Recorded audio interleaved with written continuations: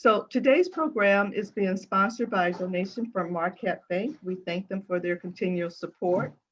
We have our presenters today, which is Karen Bryce. She's a bilingual nutritionist and consultant, and we have Chef Blackman here today as our culinary instructor, and they're going to tell you a little bit about themselves. Okay, Karen. Hi, good evening, everybody. Cool to be back. I am Karen, and I am the founder of Keystone Education Center. And yes, I am the author of 2 books. I'm a bilingual nutritionist, and I've been doing nutrition work since about 1994. Studied at Valparaiso University and also studied abroad in Guatemala and did a little bit of community and malnutrition for a lot of young orphans in Central America. And so over the years, over the past 25 years, I've been working here in the States as a nutritionist for Head Start daycare programs. So I work with the families and the communities, the parents and the children. So I thoroughly enjoy what I do. I enjoy cooking and baking healthy, eating healthy, and I'm so pleased to be here with Dale and Chef Blackman. Okay, Chef David Blackman. Good morning, everybody. Chef David Blackman. I've been cooking for, wow, close to 30 years now. I moisturize, so, got to keep my face looking fresh. Anyway, I'm a private chef, owner of the Culinary Solutions. I used to be the executive chef of a variety of restaurants in the city. Last one was Blue 47. I don't know if any of you guys ever been there. In 2007 to take a job with Chicago Public Schools, in which I direct the culinary arts programs. And then I'm also doing the auto technology and logistics and diesel tech and agriculture. And I'm like, wow. But I am transitioning over. I have a background in environmental, and I'm working with Chicago Public Schools in their facilities department to make sure our schools are warm, safe, and healthy for our students. So I'm the new deputy of facilities management for the school system. So, always keep a hustle going on, guys, always. I've been a private chef for a long time. I cook for a lot of people, a lot of famous people, a lot of infamous people. It's been a great journey, and these hands have saved my life. So that's it. Well, that's biblical, Chef Blackman. There's a passage in the Bible about saying having 4 rivers. The rivers was the source of their income for their crop. And so it's like having 4 sources of income flowing in. So that's a good thing. So I want to share about disclaimer, waiver, and consent if there's any new participants on here today. The information being provided here today is strictly for educational purpose only. Is not intended to replace advice of your medical doctor or other healthcare professionals with whom you consult. Instructors here today have shared their information about their credentials and training, and it's just intended for general information only. In regards to the food prepared here today, you have received the recipes, and we know that there are some common allergen. We want you to take full responsibility to modify a recipe if you so desire to prepare that for yourself and your family as needed for your own personal health. And we also want to let you know that all our Zoom sessions are recorded. And so you can turn your camera and your mic on and off at your own discretion. We mentioned earlier about know your risk factors, and we started a discussion last week about salt. And so as it relates to heart disease, diabetes, and hypertension, and then Karen is going to lead us into our nutrition objectives and discussion. So the objectives basically you want to know your family history, your history of diabetes and hypertension and heart disease. Sometimes it can be through heredity. So like in my family, the male side are dominant with diabetes and the female side is dominant with cancer. And so it's important to know that family history. What else is very important is to read your food labels, because with the food labels, it's letting you know how many calories, how much fat, how much cholesterol, how much sodium, and how much sugar is in that product. And so that lets you know if you're over your daily value for the day. Definitely want to increase your water intake. The minimum is 8 ounce glasses a day, but a lot of Americans are way below that because they're drinking more coffee. Coffee and tea is good, but if it has too much cream and sugar and other additives, then now It is not a good substitute for water. And a lot of Americans are also drinking too much soda. So that's too much juice and soda and sugar. And then lastly, you want to decrease sodium intake by buying more natural fruits and vegetables. So natural, fresh, and frozen are the best ways to go. And then if you do canned fruits or vegetables, make sure it's in its own juice and not high fructose corn syrup. Oh, there's a question that says, suppose you do not know your family's medical history. How then can you know what the problems are? You can yourself get tested. You can get tested for your diabetic level, your sugar level, your hypertensive level. You can actually request those exams to let the doctor know, you don't know what your history is, and you want to be very careful and be preventative for yourself. Or the best way to find out is ask those family members if they're still living. A lot of people can be secretive, but just ask them. All right, 12 different kinds of salt. Believe it or not, there are 12 different kinds of salt. This is awesome. But we only need 1,500 milligrams of sodium a day. And if you think about it, a package of ramen noodles is 1,000 milligrams of sodium all by itself. That doesn't include all the other meals and snacks that you've eaten that are high in sodium. So again, we're also saying read those food labels so you know how much sodium you're consuming in a day. And then try alternative seasonings: rosemary, oregano, thyme, garlic, onion, cumin, parsley, and basil. That's just a short list, just to name a few. Now we're going to discuss the actual 12 different kinds of salt that there are. The most common is table salt, and it is harvested from salt deposits found underground, and it's highly refined and finely ground. What does that mean, highly refined? It means that when we start to look at some of these other salts, they are larger crystals, they're bigger in size. And so with table salt, if you notice how fine it is, it's been stripped and processed, and now it's finely ground. It says with impurities and trace minerals that are removed in the process. So trace minerals are good. We want to keep those in the natural salt. It's also treated with an anti-caking agent to keep it from clumping. So there's a lot that goes into processing this table salt. Most table salt is iodized, meaning iodine has been added to prevent an iodine deficiency, which can and does in much of the world cause hypothyroidism and other maladies. So with all this refinement and processing and taking out these minerals, there's a lot of side effects with table salt. Next, we have kosher salt. Kosher salt or kosher salt in the US is flakier. It's a little bit larger and coarser grain than regular table salt. Its large grain size makes it perfect for sprinkling on top of meat, where it releases a surprising blast of flavor. Kosher salt also dissolves quickly, making it a perfect all-purpose cooking salt. Most kosher salt does not contain any added iodine and only rarely any anti-caking agents. It's not necessary. Despite the name, all kosher salt is not certified kosher. So again, this is why we want to make sure that we are reading labels. Rather, it's used in the koshering process when surface fluids are removed from meat through dissection. So with kosher, it's literally a lifestyle. It's a way of preparing your food through that kosher lifestyle, almost a religious lifestyle. And there's kosher meats, there's kosher salt, there's the kosher tradition that will actually certify these foods as kosher versus non-kosher. Now we have sea salt, and we're all familiar with that. Now, sea salt is harvested from evaporated seawater. Sea salt is usually unrefined and coarser grained than table salt.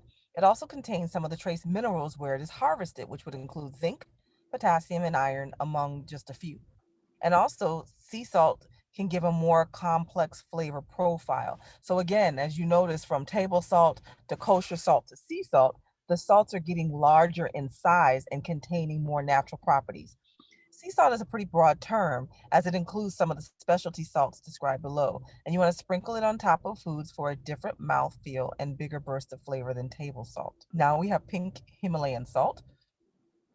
Of the different types of salt, Himalayan salt is the purest form of salt in the world and is harvested by hand from Kira salt mine in the Himalayan mountains of Pakistan. Its color ranges from off-white to deep pink because it's rich in minerals. It contains the 84 natural minerals and elements found in the body. Himalayan salt is used in spa treatments as well as in the kitchen. Its mineral content gives it a bolder flavor than many other salts, so use it as a cooking and finishing salt, or you can add it to a bit for a bit of flair to a salt-rimmed margarita. Slabs of the stuff, basically this Himalayan pink salt, are used for cooking and serving. And Himalayan salt retains temperature for hours, and unfinished pieces appear in shops as lamps. So Himalayan pink salt is one of the most natural and purest salt forms that are out there. Celtic sea salt. So here's a different type of sea salt, also known as sel gris. It's French for the gray salt. Celtic sea salt is harvested from the bottom of tidal ponds off the coast of France.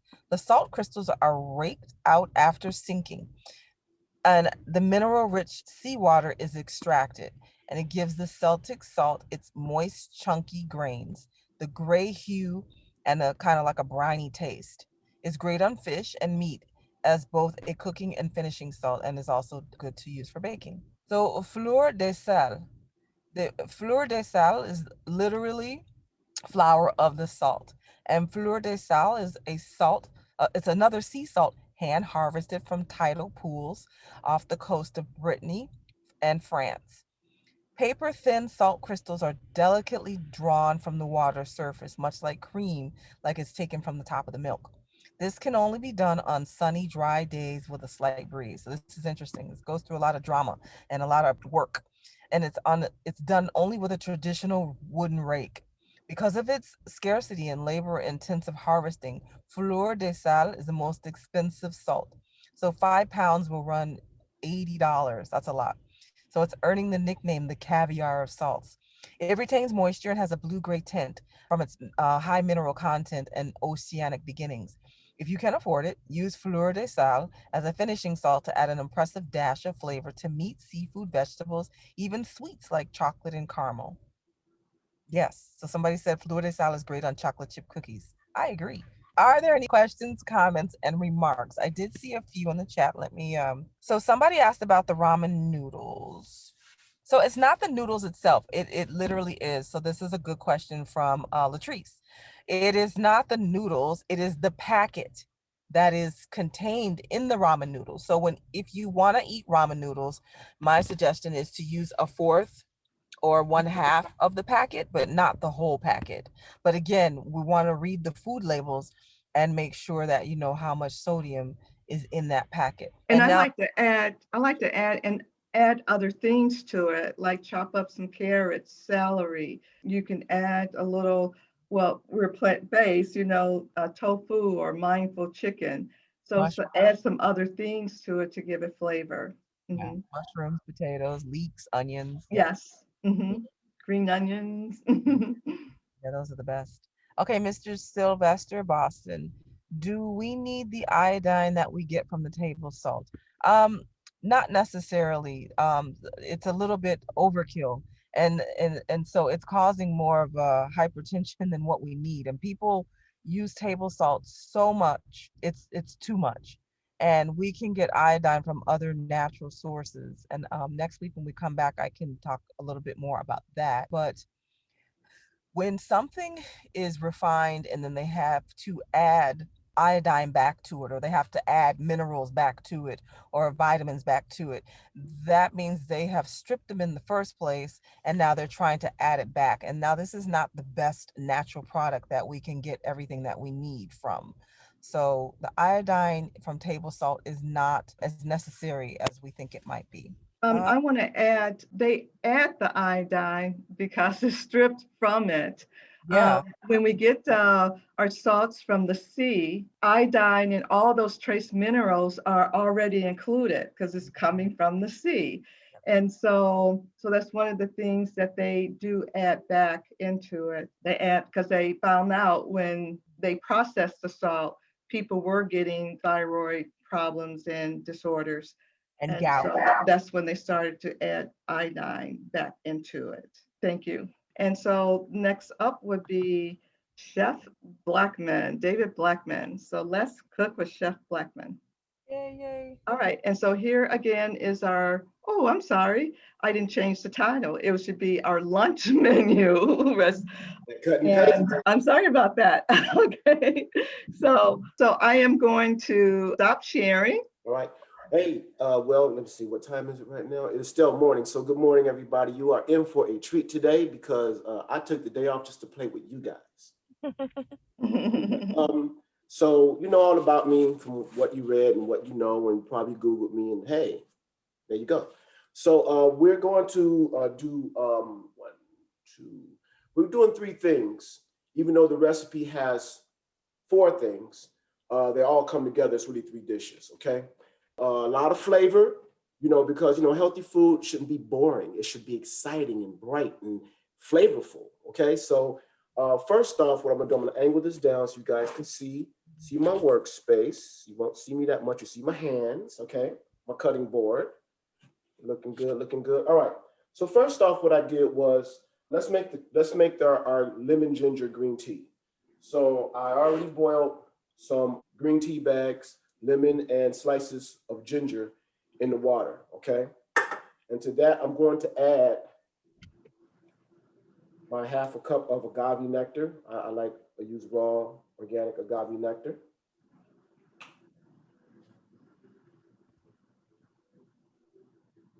And stir it up.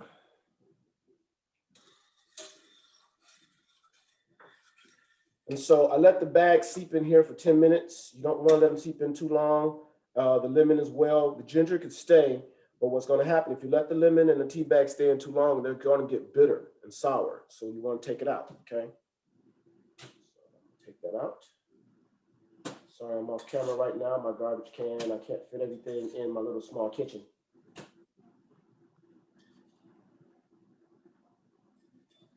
All righty.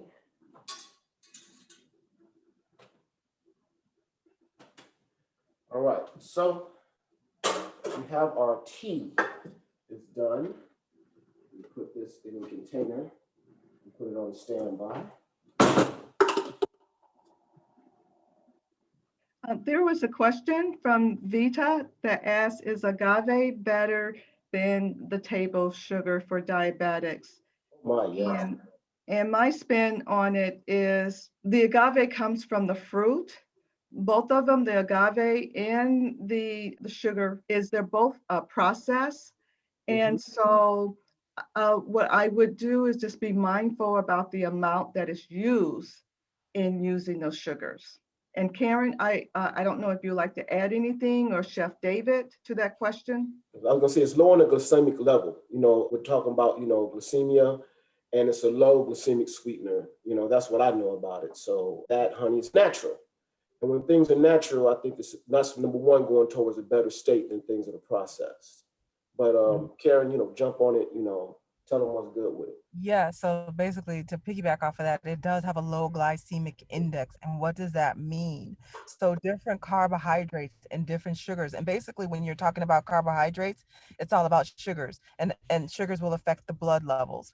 And so with agave, basically it has a lower glycemic index, which is the measurement system that ranks food according to the effect of your blood sugar levels. So it's not going to spike your sugar levels so high so fast like other processed sugars would. Next up, what we're going to do is we'll make the purple cabbage and carrot slaw. All right. So I already have some purple cabbage shredded up. Quick thing of advice, as you guys want to get have your kitchen get all, you know, G'd out. So certain things you should buy. A mandolin. And be careful with these things. It has a blade here, two-sided blade, one serrated, one straight. But, you know, be careful you don't want to lose your knuckles or any knuckle meat. I have in my lifetime. I still have Vietnam flashbacks about that, but that's a whole nother story. So what you want to do, you have a guide. The guide has little teeth in it. You want to cut your vegetables so it fits in the guide. So what I'm doing is I'm going to hit this off, hit the carrot off. I'm going to change this over.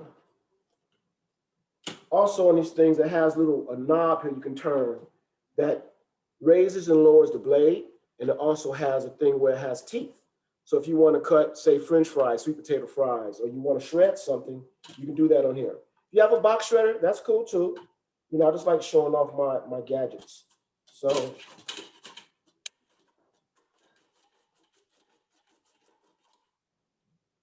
basically,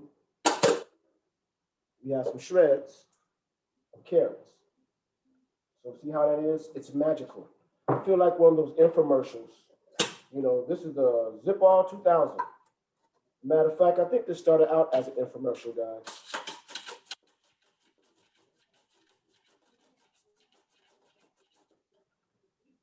You can keep your ends. Always keep your vegetable ends if you want to make vegetable stock.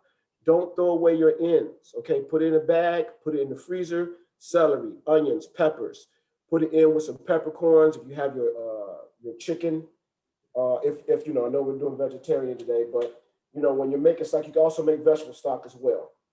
Nice flavorful stock, some peppercorns.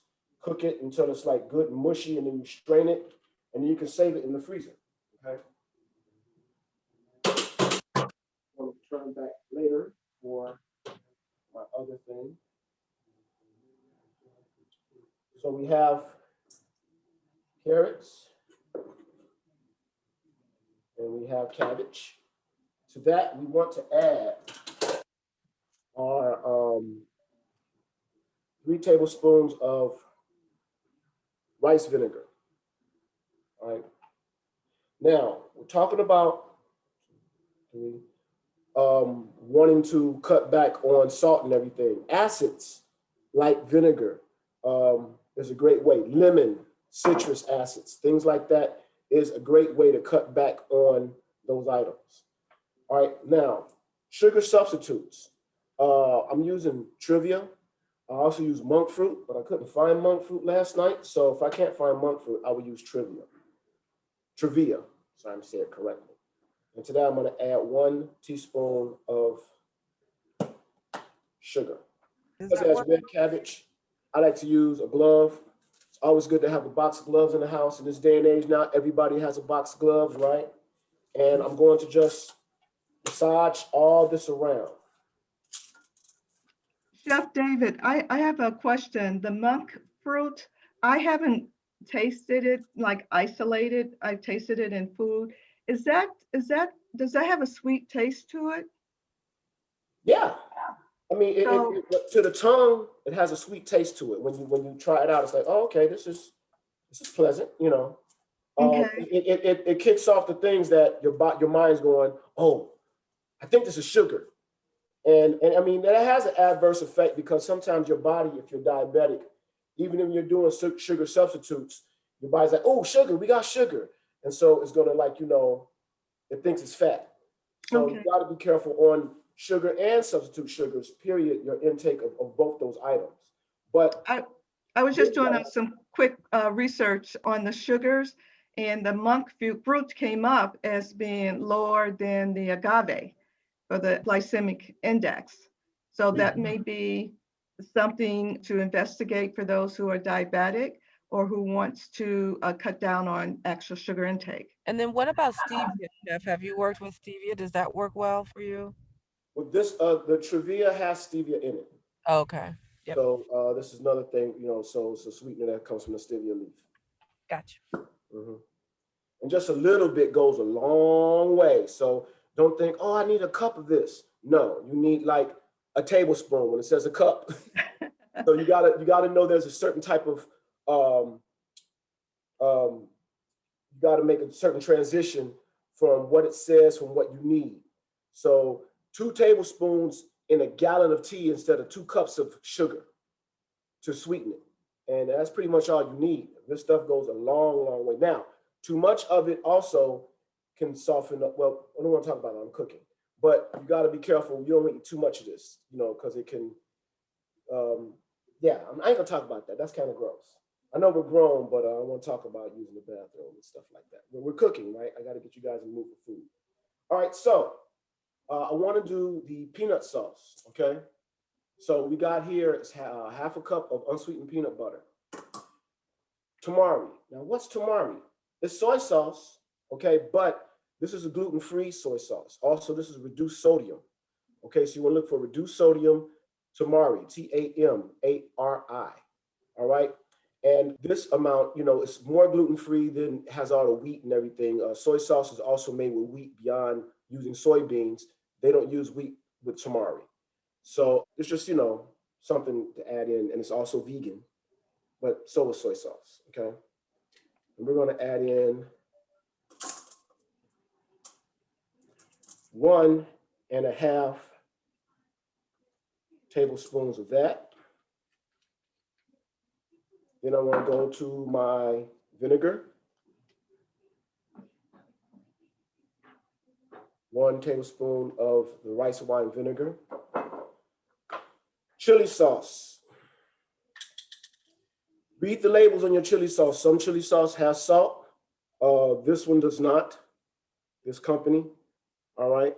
So you want to look at the labels when you go into the Chinese section. And I like mine spicy, so I'm going with a tablespoon and a half of chili sauce, guys. Don't judge me, but I like it like that. It's delicious. And we get another spoon. We're going to add some of the 2 teaspoons of the sugar substitute. Jeff, can you scoot the bowl over so we can see it a little bit better? Thank you. Okay. Thanks for letting me know. Just gotta let me know if I'm not in the shot, girl. Let me know. Thank you, thank you, thank you. All right, ginger. Put this over here. Got ginger. You can take a spoon, the back of the spoon, to take the skin off. Not the front. That's gonna scoop it out. Back, and you get all the skin, the paper off your ginger. All right. Once you do that, then you put on your board. Cut it into coins first.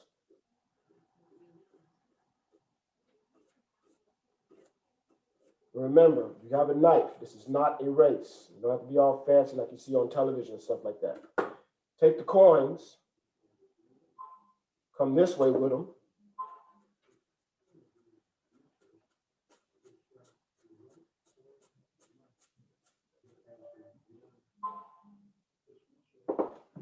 Then you want to start going the other way with them. So now you want to start mincing.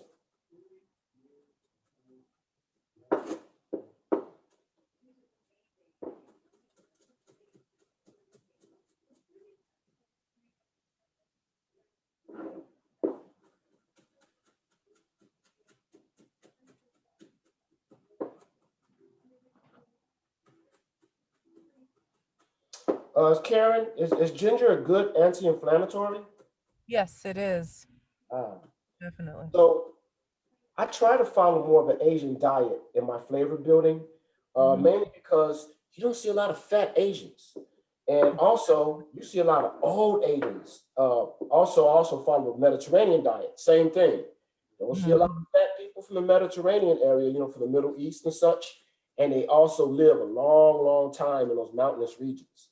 So to me, something says something about their diet and what they're eating. So I always try to follow those things, but flavor-wise, nothing just beats the flavor of what they offer and what they have. It's just so delicious. Yeah, ginger can help with morning sickness and nausea, and it has a lot of medicinal purposes. It can help with weight loss. So there's a lot of good things. Osteoarthritis. Mhm. It can lower blood sugar and improve heart disease risk factors. It can help treat chronic indigestion. That's one really good thing behind ginger with indigestion, and it can help with menstrual pain, reduce the menstrual pain, help lower levels of cholesterol, and garlic can help with that as well. And it contains substances that might help prevent cancer, and it can improve brain function apparently for folks that might have a high risk of Alzheimer's disease. And then it definitely helps like with infections. So Yeah, ginger has a lot of great properties. and these are things that are in both Asian diets and the Mediterranean diet. A lot of ginger and a lot of Mm, garlic. yep, yep, Yeah. yep. Something about it. And turmeric. That's another thing. I'm into turmeric lately. Oh yeah, turmeric is a beast.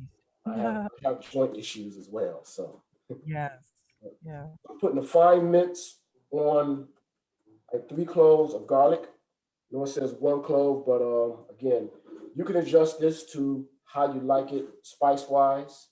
When it comes to these things are free in your diet. And then we need half a cup of water, all right? And we whisk.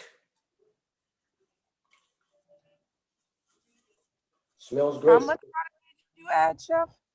Half a cup. Oh, half a cup of water. Okay. You can do, a quarter cup, half a cup. You want it thinner or thicker?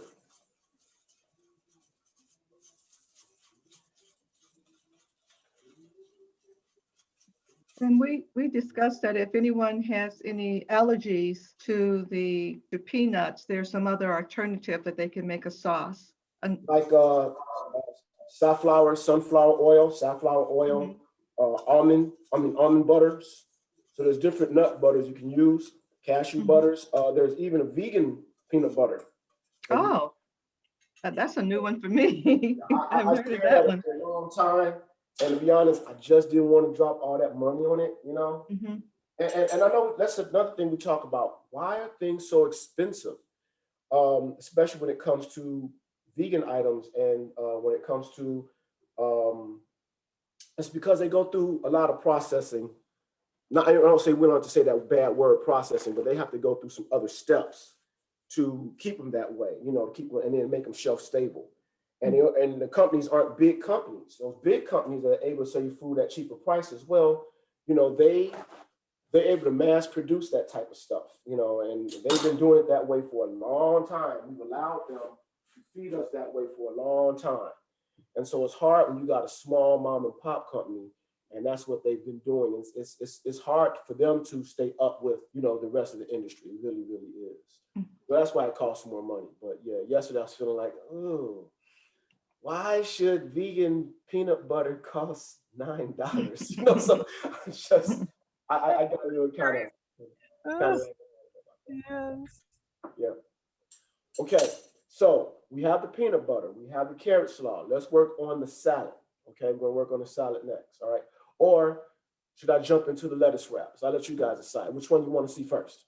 You're gonna see them both.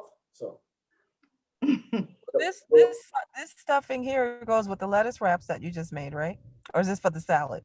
So far, I'll put some things I wanted to marinate a little bit during this time, because I want to eat. I'm hungry when lunchtime comes, so I'll put together the cabbage and the carrots so it can meld together, and let that peanut sauce meld together.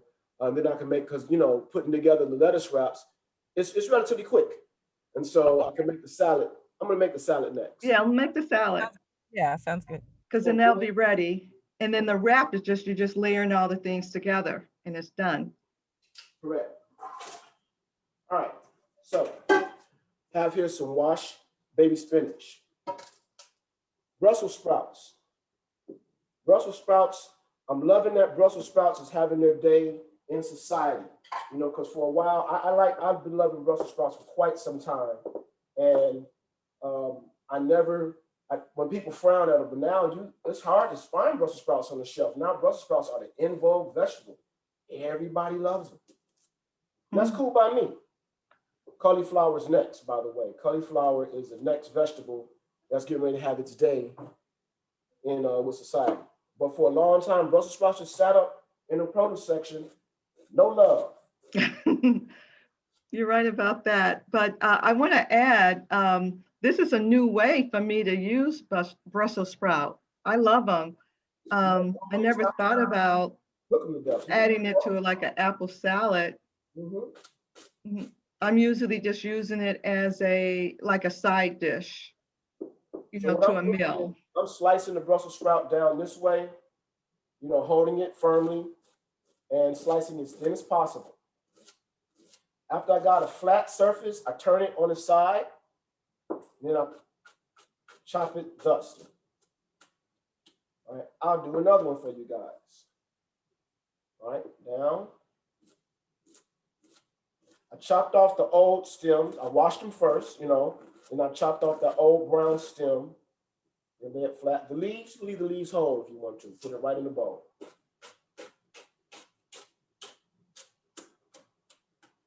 All right. Put this in here.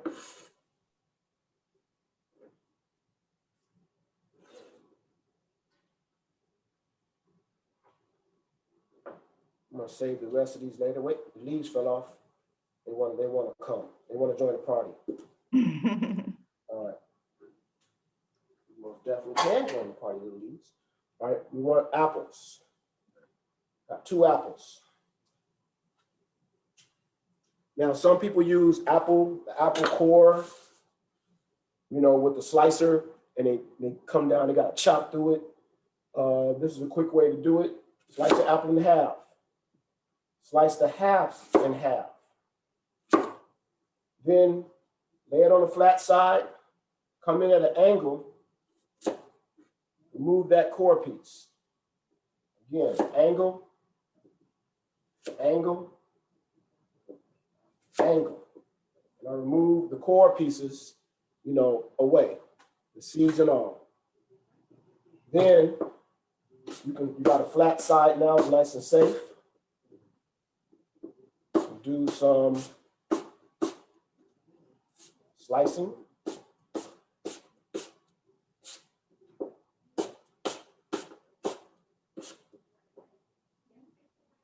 And then turn them sideways.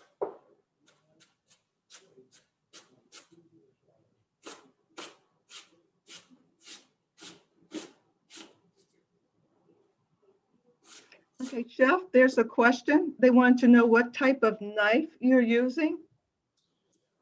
This knife is 20 years old. This knife is what is the brand of this knife?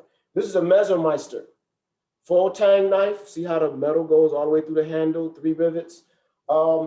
This has been my workhorse knife. This knife has been with me and has been around the world with me. This knife has seen a lot of danger and it's been a lot of civil wars and has won. I'm still here, but this is a Messermeister.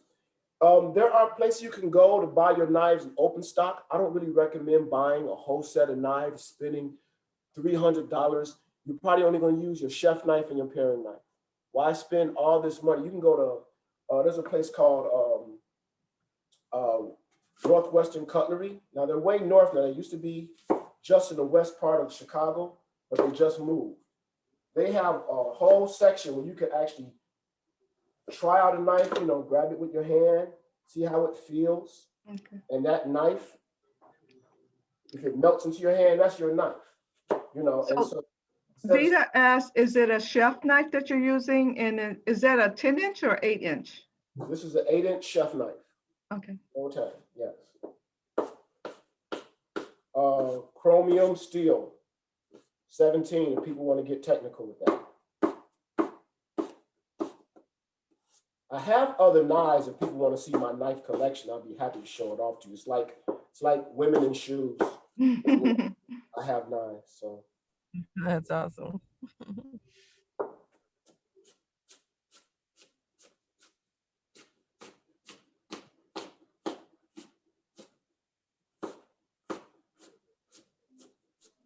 So there was another. Oh, I'm sorry. Go ahead, Chef. We got this rough cut of apples. We got it all diced up. See how fast and quick I do those apples, like so. All right, now we want to make our dressing. So we have all of our sauce. Oh, we need some red onion in this bad boy. Red onion, okay. Hold on.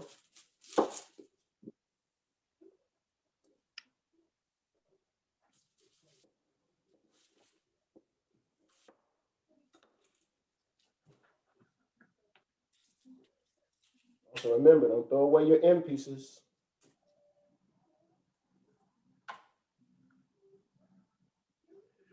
Now, how do you keep from crying with a red onion? Does anybody know? Is it lemon juice? Put it in the refrigerator. Get it nice and cold. Really? Still makes me cry. I still cry. You have some real sensitive ducks then. Yes. I don't know. I've cut so many onions. I don't know. I can cut them refrigerator or not, but that cuts down on it. All right, so we have salads here. We need some dried cranberries in here. So first, before we dress the salad, we're gonna, you know, put all the items we need. 1 cup of dried cranberries. Raisins, okay? That's a brand. That's Ocean Spray, but dried cranberries. You know, you get at the grocery store, you put all these in there, one in the bag. My daughter's gonna crush this for lunch. All right, so we got all our salads in here: Brussels sprouts, red onions, cranberries. We got the apples, we got the spinach, we have the Brussels sprouts. Let me put this up here. Bring another bowl to you guys. Now, I got non-dairy Greek yogurt. Company called So Delicious. It's a coconut Greek yogurt. It's made with coconut. I was like, wow. So I saw it at Mariano's and I picked it up. Tastes pretty good. Doesn't taste very coconut, believe it or not.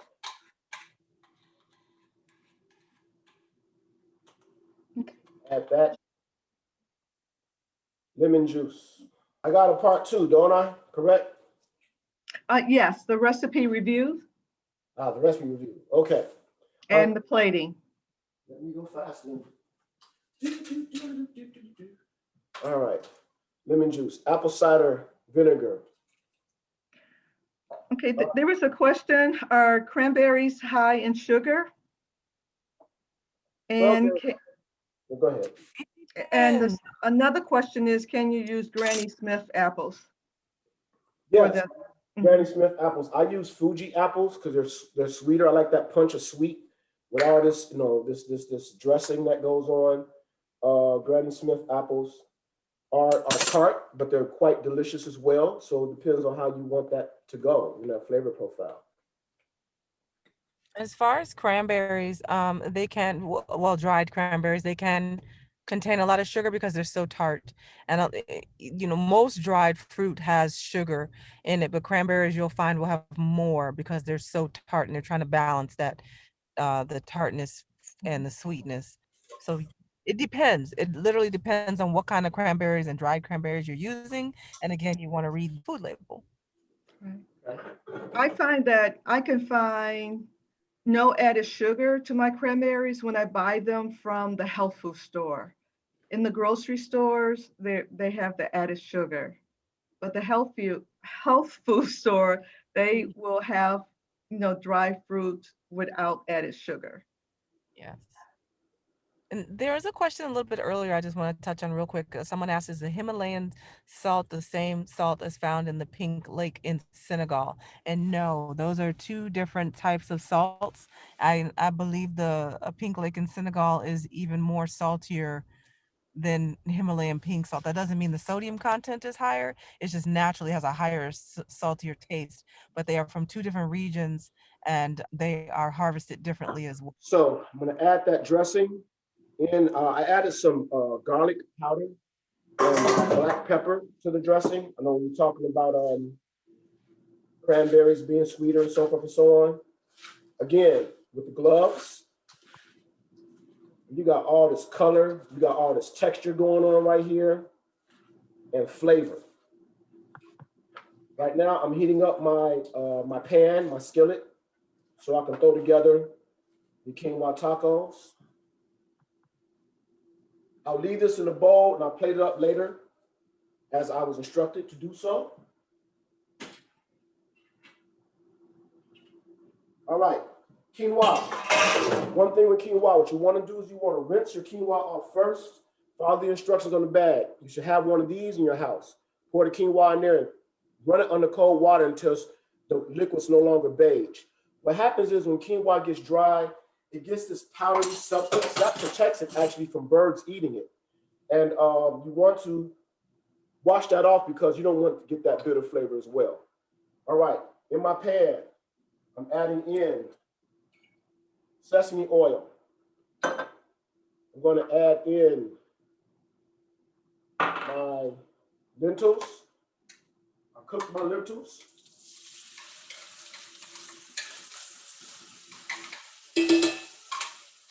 I'm adding in my quinoa.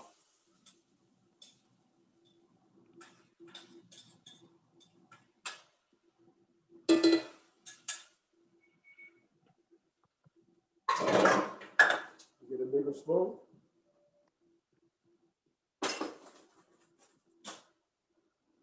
Big spoon. All right, throw in some green onions, AKA scallions.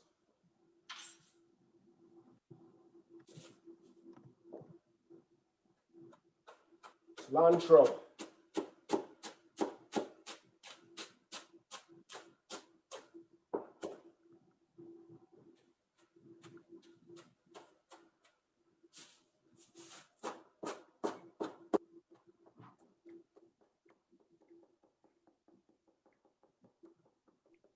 So, Chef, you're using scallions? Green onions. Uh-huh. Green onions. Someone says, what scallions? Yeah, the same thing, yes. Same thing. Yep.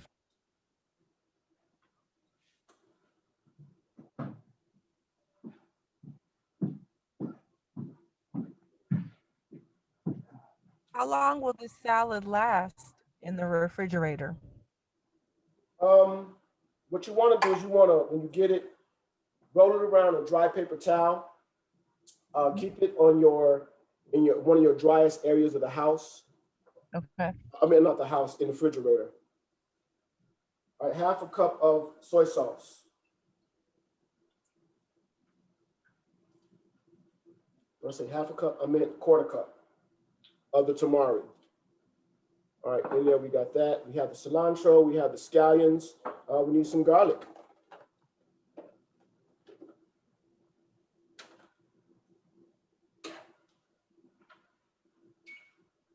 Karen, there is a question that has in the chat box.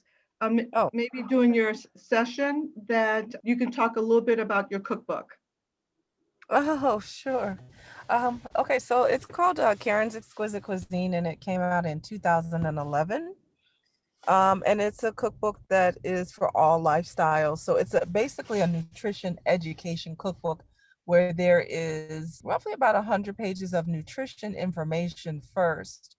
And then towards the end are recipes for meat eaters, vegans, vegetarians, pescatarians, breakfast, lunch, dessert, and appetizers, and then a small section even for kids. So it's just it was wonderful creating it. It talks a little bit about in the middle section having like certain types of um, healthy things that you can do for yourself, like meditation, colonics, infrared sauna, things that are good for your outside as well as nourishing your inside, and then also trying to bring balance and peace with the meditation, the acupuncture, and the yoga as well. And so yeah, it was really fun creating the book, and it should be available on Amazon, and if not, I do have copies at home. I can always mail them out and sell them as well. So So you can put your information in the chat box for them. And her information would be on the slides too, oh, how to reach her and her website. I keep putting my cookbook back on the shelf. I don't know if I'm gonna put it out anymore. I don't know. you have to put it out. My cookbook is about cooking for the ladies. Well, that's how I got my wife. That's how I got any girlfriend I ever dated. I court them through food, Yeah. and I teach other guys how to do the same. Or so the concept of my TV show is called Culinary Cupid, in which I pop up in the kitchen and show you how to do what she likes or what he likes. So that's the concept of what I'm doing right now. That sounds like fun. So I added in here while we're talking about Karen's cookbook, some Chinese spice powder. I added the rice vinegar, and I'm gonna add some. And what are the 5 spices in the 5 Chinese? No, there's coriander, star anise, allspice. That's 3. They don't put them on the back ever, do they? Cinnamon, star anise, fennel, ginger cloves, white pepper. Okay. That's Chinese spice. So it has kind of a licorice flavor to it. So you got everything in here. You got scallions, you got garlic, you got all these different flavors going on. You cook this all together till it heats, and you're done. All right, then with that, I got some bib lettuce. There was a question from Yolanda, real quick. She asked, what is the best salt to use to lower blood pressure? And I'm just going to say to use a salt substitute. Really, with lowering your blood pressure, you have to reduce and or eliminate adding salt to your food and just use other spices. That's one of the things that we try to show you in this cooking demo, is using other spices to enhance the flavor of your food. It gives your taste buds something else to want to mess with, you know. Mhm. You have 5 taste buds, 5 things. You have salt, sour, sweet. Um, what's the other one? Salt, sour, sweet, Bitter. umami, and bitter. Mhm. And so different parts of your taste buds pick up those items. That umami, which is the 5th taste element, it's only about 20 years old. The Culinary Society of Gods, whoever they are, decided to bring that around and make that be something. But those items, when you mix them all together and play with them to the tongue, gives the tongue and just wakes it up and says, I like what I'm eating. Let's have more. All right. So the bib lettuce, I'll rinse it off. Everyone, another swag thing you have. You have a green rinser, right? It's spinner, a salad spinner. Target, $19. Might be even cheaper, $8.99 on Amazon. Have that in your house. Wash your greens off when you come in. People have been touching all of them at the grocery store. Yeah, Okay. that's true. Mrs. Dash is a good salt substitute. Tajin, it's a combination of lime and chili and sea salt. I'd have to see the sodium content. Yeah, it has sodium in it. They Yeah, have, it's the they salt. have low sodium. Tatahan. The H is I think the H is a something. Tahin. Yes. Right. So they have a low sodium version. Okay. So right now, lettuce wraps. Those Ooh, are delicious. we Yes. downtown now. What? Wow. And I will It plate up. seems like you have enough for all of us to come over and have one. Y'all got to I, I, shovel my snow. mhm. And I want to add too, if you're a diabetic, substituting lettuce as your with the bread is is healthier for you as well. Like if you have tuna salad, chicken salad, it's substituting the lettuce, and it's just more healthier with lower glycemic index and effects on your blood sugar level. Wasn't even done with that though. Got the peanut sauce. What? Ooh, that looks great. Mm-hmm. For the topping. Mm-hmm. Is this our apple salad coming up? Mm-hmm. Mm-hmm. And again, it's always great. Keep gloves in the house. So the tahin is 190 milligrams of sodium, about 8%. That's not bad. Oh, it's not that bad. Okay. No. So more lime than anything else, which is Yeah. great. Mm-hmm. That's not Now, bad. all this salad on a platter. That looks delicious Mm-hmm. to me. I love salads. Mhm. Hey, I love apples. Mhm. apples, cranberries. You can cut back on the cranberries, you know, again, if it's just too sweet for you. You don't have to have all that in there, but you know, I'm trying to give you a daily supply of fruits and vegetables Mhm. right here. So there you go, right here. I like the added, like, the vegetables added to the apple Waldorf salad. That's really a nice addition. There we Ah, go. looks great. Okay. So 2 dishes out the way. Wow. Okay. Look like you have dinner for tonight. Not much. This All ain't righty. no. I do have leftovers. You're right. I do have dinner. Okay. I'm good. I don't know about y'all. Mhm. Okay, and I'm gonna try that salad. That's one thing I'm gonna do because I have all those ingredients in the house. Okay. Okay, and so we know about our tea. Our ginger green tea is. I just make a point of drinking a cup of green tea every day, for all the health benefits that it has And for it's my good to body. drink warm or hot. Not necessarily always ice down. Shouldn't be Hmm. drinking a lot of ice water. I know people want to drink ice water. I drink my water room temperature. You know, I'm Hmm. able to drink like gallons of the stuff, but I drink almost 2 gallons of water every day. All righty. So we're going to move on. Any questions about the recipes, the ingredients? I asked if anyone have cooked or eaten quinoa. I know I asked a question about Chinese spice powder, and you discussed the tamari, the purple cabbage. I think I would fix this as a standalone side dish.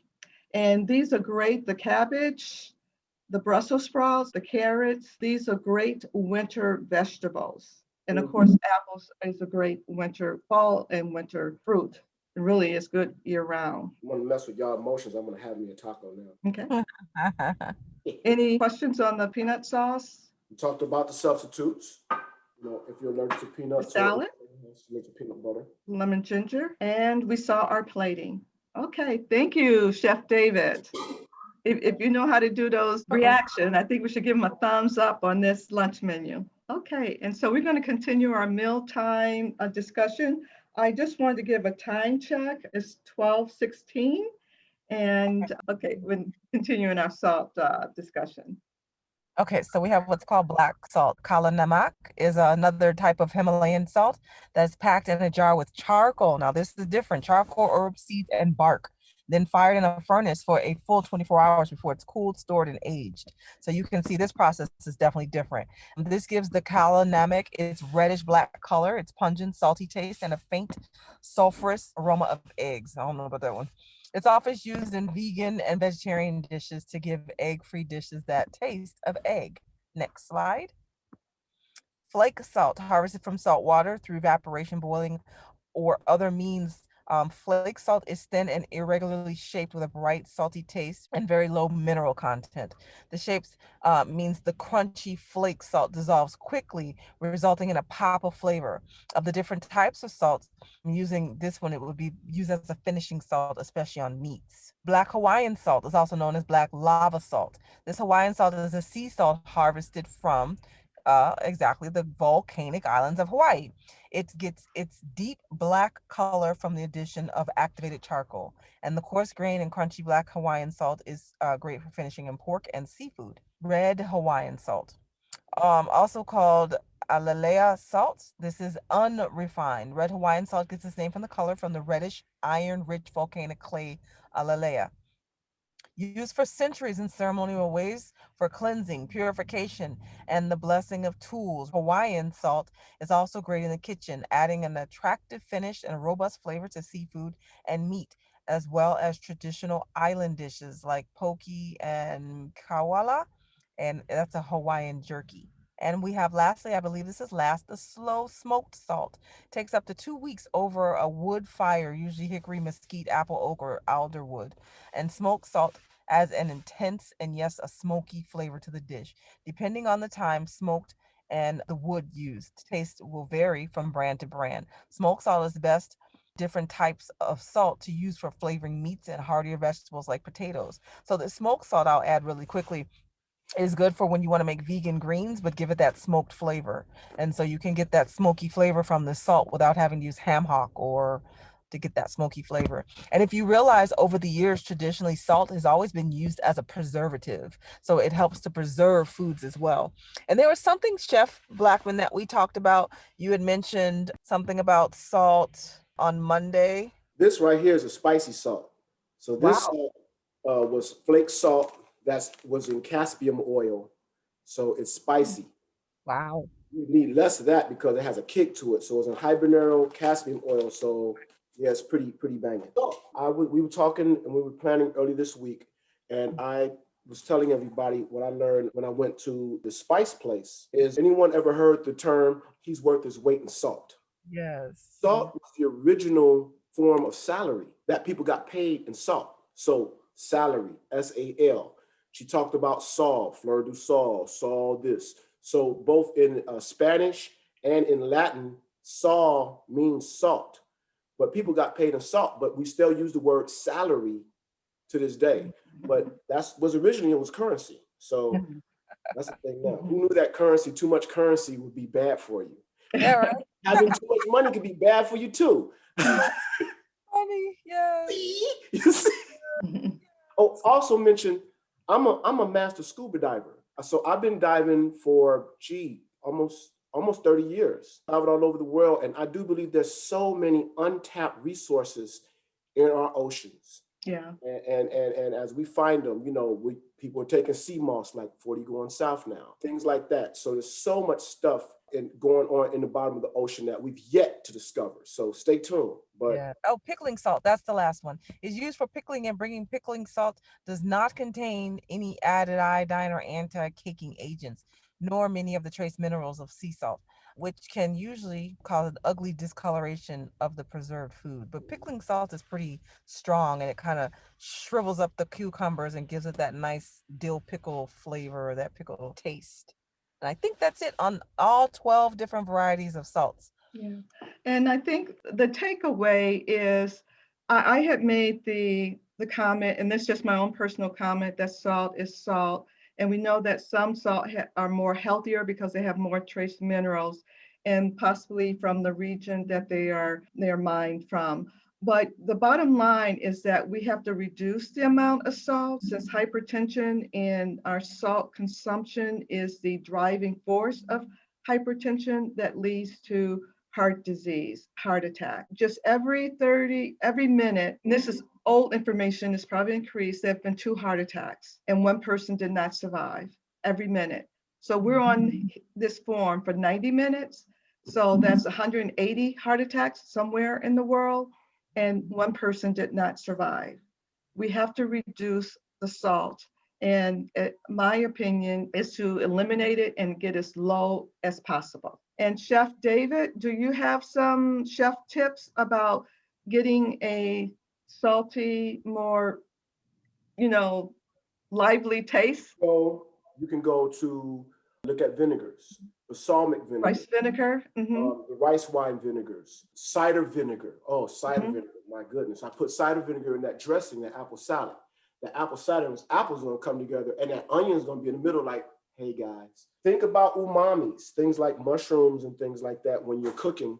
That helps open up those olfactories on your tongue, having umami. Cheese is another one. Fish is another thing, umami. That also replicates that deliciousness that Mm-hmm. you won't see the salt. You won't miss the salt. Right. Okay, but acids, lemons, limes, zest of the fruits. Mm. So if you have an orange, get an orange zester and zest off the fruits. You have that oils. But yeah, those add the flavors and also is going to give you that. Notice, I didn't use anything. I wish you guys are at my house right now. I had some of these wraps because my son just ate 2 of them. He's 15. Okay, so, and I didn't add any salt. So that's the thing. Yes. Yeah. And another tip too, we just have to retrain our palate. Our palate has been trained to, love the salt, love the sugar, love the fat. And my recommendation is cutting back gradually so you're down to not adding any, but at the same time enhancing the flavor with other things and maybe try some of those, apple cider vinegar, the lemon juice, the rice vinegar, wine vinegar, that adds flavor to your meal. Okay, and so in our closing thoughts, we want to thank Chef David, the lovely presentation. Our meal menu is going to be a vegetable melly with corn ribs. He says this is a knock our socks off, with dressing, and we're going to be using mindful chicken and an aqua fresca pina colada drink. So please share that with your friends and family and join us next week. Once again, Advocate is a Illinois Department of Public Health COVID Prevention Ambassador. And we want to remind you for each individual to practice good health measures, wear your mask, wash your hands often, and we're still obliging by the 6 feet. Now, there was some new information that came out at the beginning of the week that Chicago and Cook County is not advancing to the phase 1 for the vaccination. And so they're still in the phase 1A, which is taking care of the frontline workers. But if you want more information on testings and vaccines site, my recommendation is to call 311 and they can give you the information for your particular area. Here's another substitute: ditch the salt and love the lick. I'm putting a plug in for this. I've used it, and although it does have a pinch of salt, but here again, we're reducing the salt and increasing other spices. Okay, her information is 708-953-8560. I highly recommend to try it. think a bottle is like $4.50, and if you get a pack, it's like 11, I think 11.75 or something like that. And so just some more community, not more, but the same community resources. I'd like for you to stay tuned with our Cooking for Health series with advocates for community wellness. I'm encouraging everyone to do that Life Simple 7, Healthy for Good Health. And someone asked like about how do they know about their risk factors for heart disease. Do this is real quick. You just get the last numbers that you have, you plug it in, and they'll give you an overall rating of where you are with your health. And then the LKC Health and Wellness, Lynette, she's doing Let's Chat about type 2 diabetes prevention. And the thing is that we want to prevent things before you get it. I would love to show you this video maybe next week. We'll take a little time and to say why you want to prevent it, because it's so costly to treat it. And we're dying prematurely from the effects of it. And there's also additional programs in the community at Loretta Hospital, Healthy Lifestyle and Nutrition, and the UI Health, Miles Square Health Center. They're also doing Chicago Cares to prevent diabetes. Okay, we thank you for coming out. We want you to support our vision and our mission. Our vision is really to become an international health promotion and prevention ministry without walls, where we are providing public education and awareness campaign by embracing a plant-based nutrition and helping others, families, and communities to achieve and sustain better health through lifestyle nutrition, and to understand the link between our diet and our health. We're asking for your support by donating to our cause. And knowledge is power only when you use it and to share it. Okay, and so my time is up, and I thank you for yours.